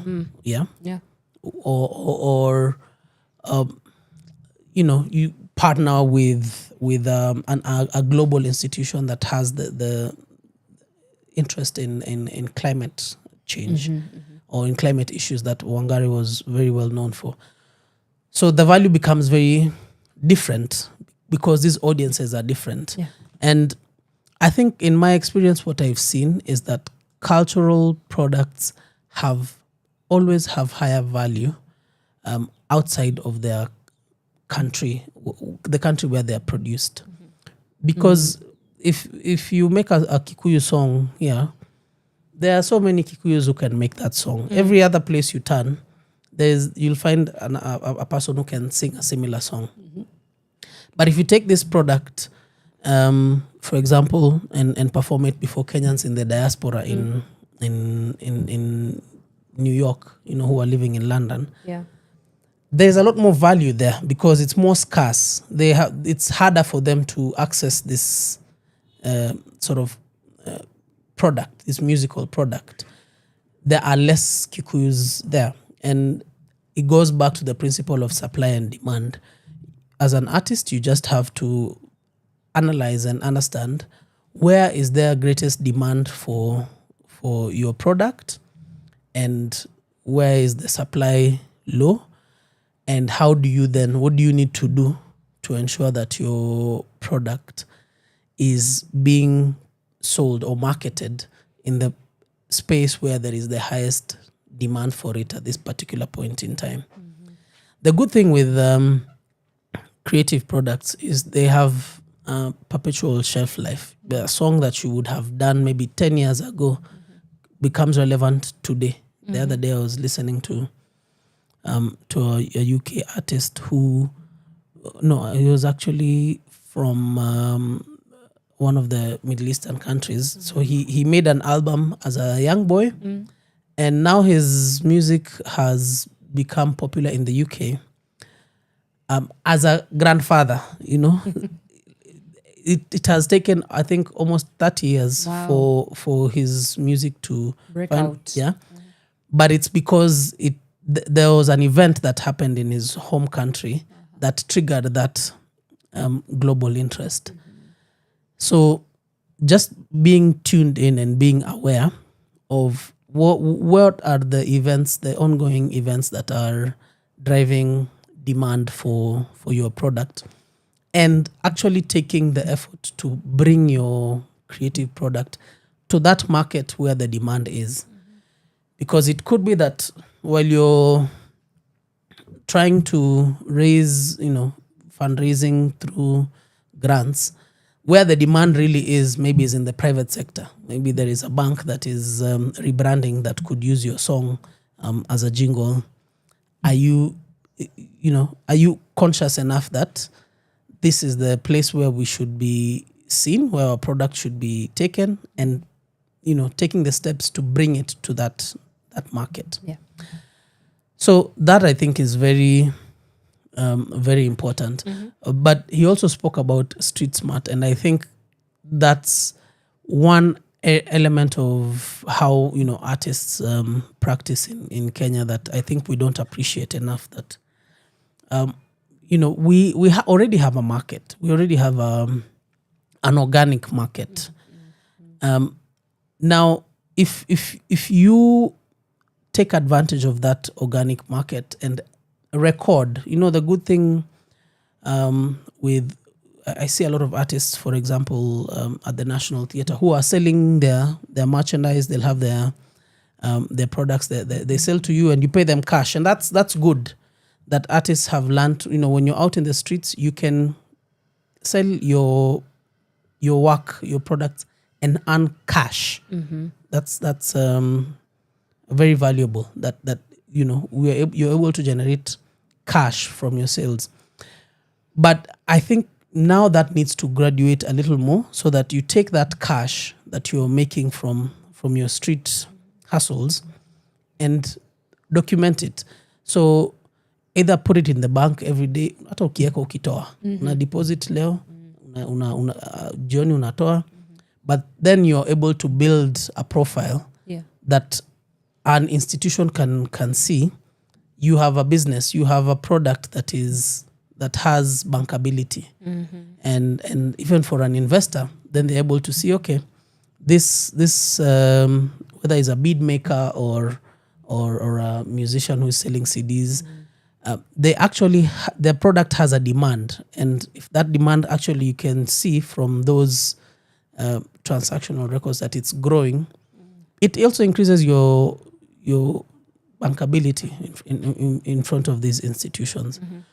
So I think that is a very practical way through which artists can begin to build the value of their creative products. And the other is what we said earlier. Also, document your audiences. Who is your audience? Build a social media profile, demonstrate reach, demonstrate impact, and then combining all these factors, and being able to, put them into a report or a profile of who you are as an artist, and bringing it in front of the people where the demand for this product is. I think that increases your credibility and also ensures that you are getting attention from the people who you should be working with as an artist. Right. All right. So then the question about the government of Kenya, and while you answer that, the role of the state really, whether it comes to creating creative hubs where artists can actually meet physically. You did mention that there is need for that. What can they do to ensure that they are investing deeply and intentionally in the creative arts? Then we also have things to do with taxation. How do we reframe how taxation is done for the creatives as well? Just talk to us a little bit about that. I think the question on hubs is very interesting and very critical now, because we hear a lot of rhetoric from government talking about how much they are investing in the creative sector through these sort of physical infrastructure. Often when Gava is talking about this, they are referring to spaces like the social halls, which at least the ones I've seen are in a terrible state. So I acknowledge that there is cognizance, there is awareness that we need these spaces to function, because there's already an investment, say in the land that is where it has been constructed, where the social hall exists. I'm thinking of, for example, in Mombasa, there's Tononoka Social Hall, which is primarily located almost in the middle of the city center, and it's quite an expansive space. So such a facility, if there was investment into creating programs that can then make it vibrant and more active. And I think this is where the private sector needs to come in, because the government has created a policy environment that incentivizes private sector support and investment. But there seems to be very low uptake, very limited engagement.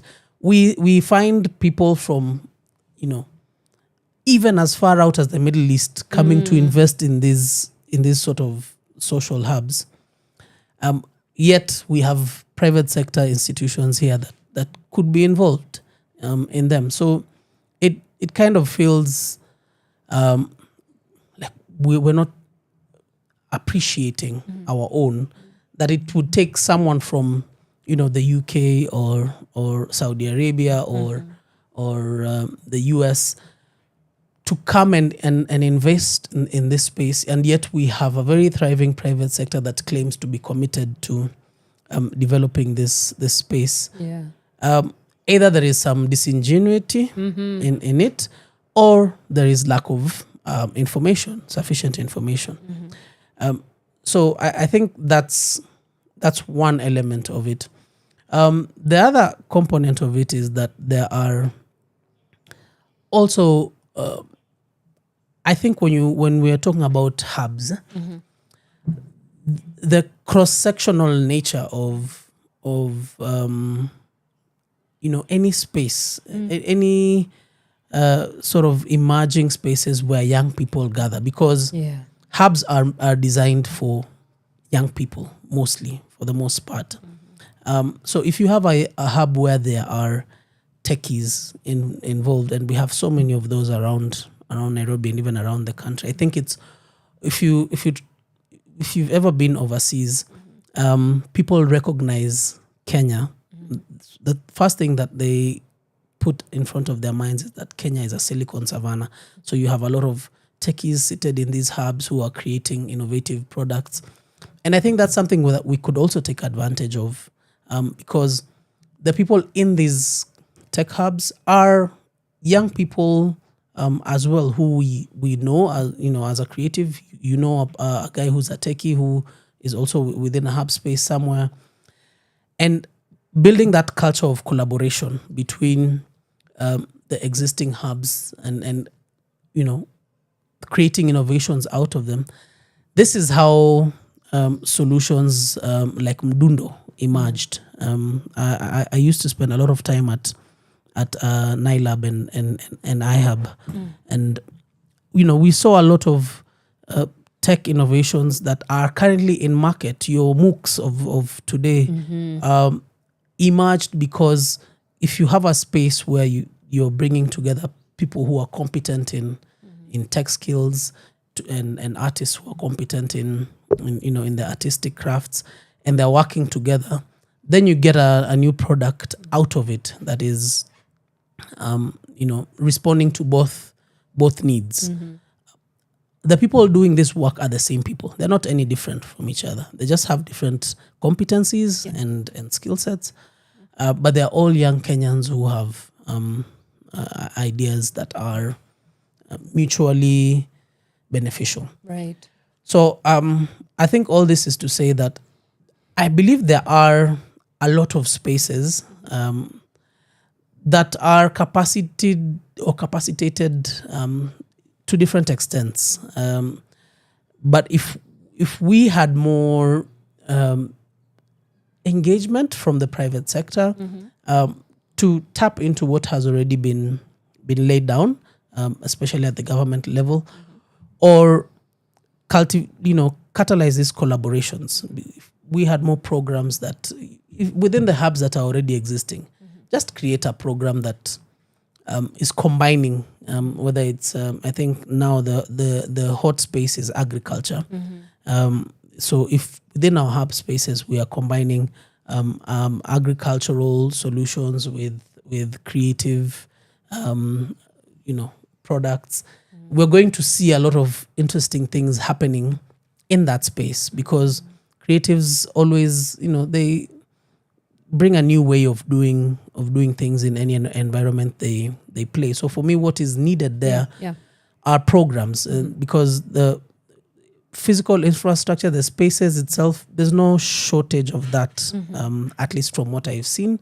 What we need is to think more, apply a little more innovativeness in what activities are happening in the spaces that currently exist. Right. Well, speaking of innovation and inventive ways, and even as we look at how to synergize the creative sector, the elephant in the room is another elephant in the room is artificial intelligence, right? And there has been quite a debate about, is this good for the creative sector? Is this good for life? Just generally, as existentially, now it's an existential question, this whole question of artificial intelligence. And I think I was watching an interview last year of a woman who has literally built a career, a music career. She can't sing to save her life, but she has an artificial intelligence musician. Like, she's created an artist through AI, and she came under flack for it. Like, why this is taking away from the artist? You are making this money. It sounds so good. What is happening? So yeah, where do we get to? How do we go about this? Because it's fairly new. I do understand both camps have something to say, but it kind of creates a not only ideological philosophy clash, but like when you start coming for the money of, for example, an artist who has been spending years in the studio trying to get their vocals right, for God knows what, they do not take sugar so that they can sound the way they should sound, it creates some sort of tension. So how do we navigate the artificial intelligence conversation vis-a-vis creatives and the work that goes around in creating a creative work? Yeah, well, like what do you think about this debate? Okay, I understand the fear with AI. It's it's something that like any other innovation or any other new piece of technology that has ever come. Emerged, yeah. It's scary to see. I remember, I don't know how many of your viewers were alive then, but in the year 2000, yeah, I was in primary school. I was in class 8, and there was this big fear about something called the millennial bug, right? That there will be a millennial bug and the internet will crash and everything, the world will collapse. And, as a class 8, I was fairly aware of it, but I could sense a lot of anxiety, my dad worked in tech at that time, and, I had a few friends who are also, very tuned into that. So it was a moment. It was, I think if you just do enough Google search about the millennial bug, you'll see what that felt like, because it was a global crisis that, all the computers will reset. So what that taught us is that the technology adapted and the world, shifted from that moment and found a way to work around the challenges that were being presented by this problem of the millennial bug. And for me, that is what I've come to appreciate about tech, is that it is very resilient. Any time technology is faced by some,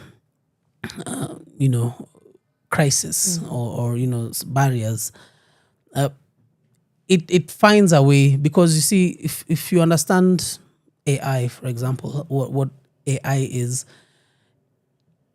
within the AI system is a network of machines and that are connected, that are exchanging data and information that allow you as a user, when you do a search on an AI tool, it is going to search 1 million computers, right, to give you a result, right?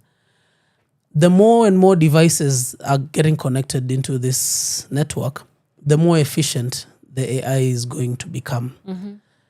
And that is a reality. So if you started using AI when it became publicly available, because also AI technology has been there before as a military, secret technology. But since it became publicly usable, if you've been using AI, maybe for the last 2 or 3 years, then you can see now how it has evolved. It has become much more sharper and smarter. And it will continue to be that. The more people continue to use it, the more people are plugging into the AI networks, the more efficient and the smarter it will become. So as far as artists using AI is concerned, I think it's look, you can refuse it. You have the option always, as and the good thing about being human is you always have the power of choice. Right. So you can refuse to use it and disconnect from it. And as an artist, I don't think that's, that reduces anything. You can continue to do your art the way you do it. In traditional painting with a paintbrush and a canvas and the pastels and everything. And there are people who love that and who adore that. And that becomes your niche, and you grow with that niche. There are also some artists who will embrace AI and who will, find ways of producing music with it. Like you said, I think this is the lady who has released an album. I think there was even someone who has written an entire book on AI and published it as a book, but it's actually all written by AI. Yeah. So, there are those who will also take that route. Yeah. And again, for that market, because there is also a market or a population that is growing up purely on these technologies. There are people who will have never even known that, for example, you could draw on a paper, and I'm just saying this for illustrative purposes, or use crayons to draw, because they have always drawn on a tablet, right? The Gen Alphas, as we call them. So as they grow up, the first point of interaction with things like art and music is also going to be digital. So that is another audience, another population. So as an artist, you can decide who is the artist. I mean, who is the audience that you want to engage with as an artist. Yeah. You want to stick to the traditional audience, which is fine. And if you want to stick to the, or rather to engage with the newer, more tech-savvy population, that is also fine. That is also a segment that you can engage with. Personally, what I advocate for is that at a policy level, we need to ensure that these technologies that are coming up, we are building the capacity of our creators, our young people, to interact with them by, for example, taxation. And I think this also responds to the question that someone else had asked. Can we introduce favorable tax policies for companies that are setting up AI servers in Kenya? We've seen a few of them already. We've seen several companies that are now coming to Kenya and saying, okay, we want to put up a hub, where we can host servers for AI transmission. Yeah. So I think for the people working at policy level, and this is what I say to them every time we are interacting with them, do not make it difficult for the person who is interested in adopting AI. Make it easy for them to adopt this AI, and also it adds to our national positioning. We are known as a country to be a region where there's a lot of technology and innovation happening. So it works to our advantage to ensure that we maximize those opportunities and do not sort of sit around and wait, because that is how Rwanda then overtakes us and becomes correct the superpower that it is. Yeah. Oh my days. We are out of time, but as we conclude our conversation, what would your parting shot be? I mean, we've talked about so many things, but if the creatives that were listening in and locking in our conversation, what are some of the one or two major things that you would like them to come out of this conversation with everything that we've talked about? Then you can shamelessly plug yourself. How do people get in touch with you? How do they look out, be on the hound for some of these exciting opportunities that they can find to advance and further foster the work that they're doing? Okay, thank you. Right. Parting shot, I think for me, the most critical thing to be aware of is in the space that we work in within the creative sector, the need for renewing yourself constantly, and trainings are the most efficient way to do that, to just learn the next thing.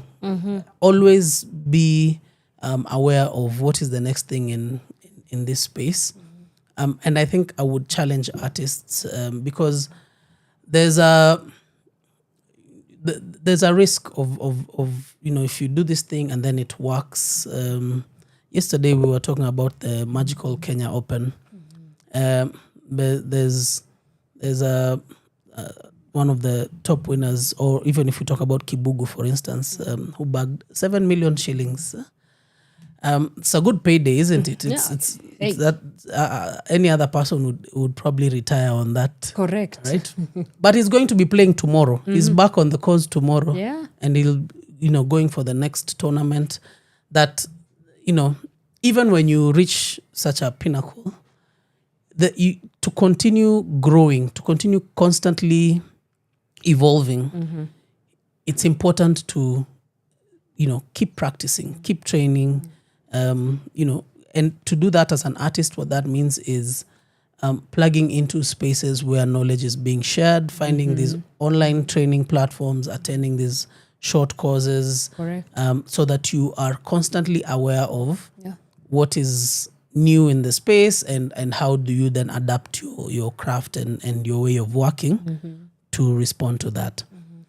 So I think this is very, very critical. And I do it myself. I'm on, every other month I'm doing another course on something else.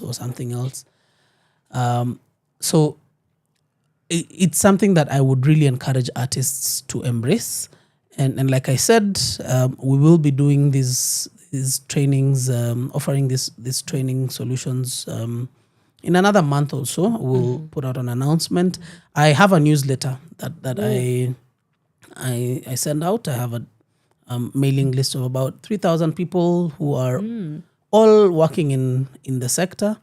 So if you're not on it already, I would invite you to just find me on LinkedIn, Boniface Mwalii on LinkedIn.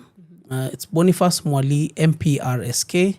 Just drop me a message with your email address and I'll add you to the mailing list. And through the newsletter, what we share there is, first of all, we spotlight artists who are doing interesting things in the space. So it's a news platform where you actually get to know what is happening, and we list also events that are coming up.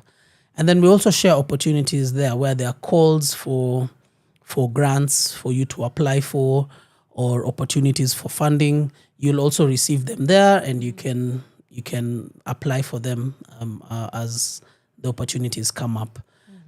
Additionally, we also share a schedule for when there are training programs for artists to take part in. And I think through this network, we will soon also, we had a conversation with a partner recently who is looking to start hosting sort of a networking forum. So bringing together creatives from across the continent to come and gather in Nairobi and other African cities periodically, so that we also build those connections between artists and practitioners in the sector. Yeah.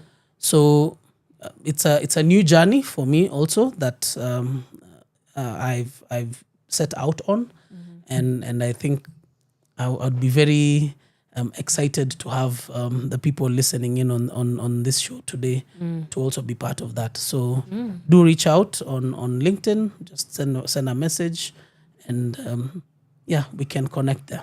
Amazing. I think that just wraps it up very beautifully. Mr. Boniface, thank you so much for speaking to us on the Power Morning Drive Show. And yes, we will call you again and again and again because it seems as if you have amazing and just incredible opportunities coming up. And so it will be really nice for us as Power Radio to be the bridge between the work that you're doing and the artists, so that wasiseme hawakuambiwa. Yes. But thank you so much for your time. Thank you so much, and it's been a real pleasure. Of course. And thank you to the entire Power family. Yeah. I'm a big fan of your work, and I'm very thrilled to be part of what you're doing in a physical sense. I love that. Yeah. Asante sana. Asante sana pia. Yes, that has been our time with Mr. Boniface Mwalii.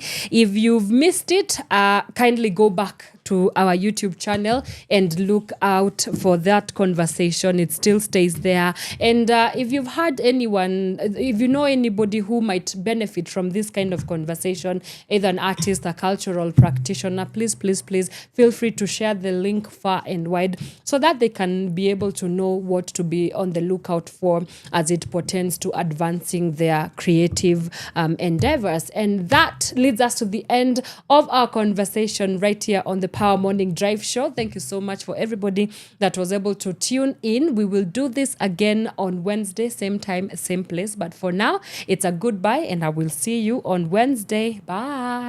From sunrise to sunset, all day and night. Power Radio.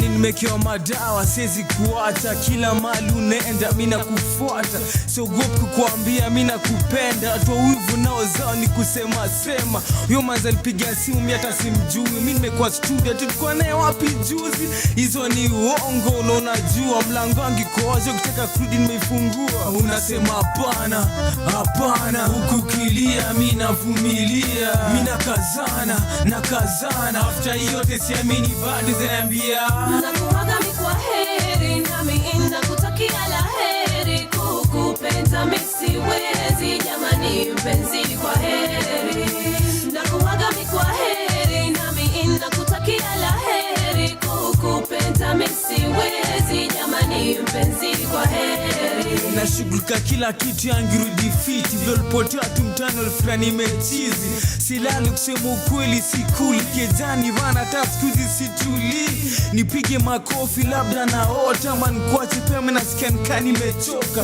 kuzitetea palinika wapalisiko, na sasa tumetupa miaka 6 hivyo, unasema hapana kukilia mimi navumilia, mimi nakazana after yote siamini bado zaniambia nakuaga mikwa heri nami nakutakia la heri, kukupenda mimi siwezi jamani mpenzi kwa heri, nakuaga mikwa heri nami nakutakia la heri, kukupenda mimi siwezi jamani mpenzi kwa heri, hasira nyaneni vana tulia, biashara yetu bado mimi nimeshikilia, na nguvu yangu yote naweza, pesa yako kuna mali poa nimeiweka, unaweza chuna kadhaa ukitaka, zile zitabaki nunua nazo shamba, lazima tufikie maisha yetu ya mbele, si kila siku kelele tuki wana wewe mambo yako yenda kombo, japo nisonge hapo matatizo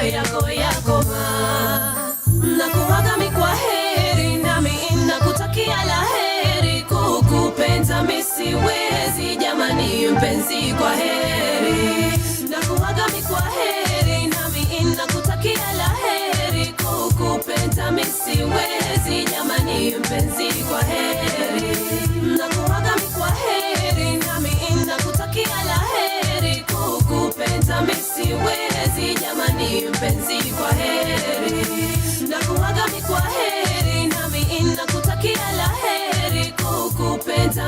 siwezi jamani mpenzi kwa heri. Tukiwana wewe mambo yako yenda kombo, japo nisonge hapo matatizo yako yakoma. Nakuaga mi kwa heri, nami nakutakia la heri. Kukupenda mi siwezi jamani mpenzi kwa heri. Nakuaga mi kwa heri, nami nakutakia la heri. Kukupenda mi siwezi jamani mpenzi kwa heri. From sunrise to sunset, all day and night. Power Radio.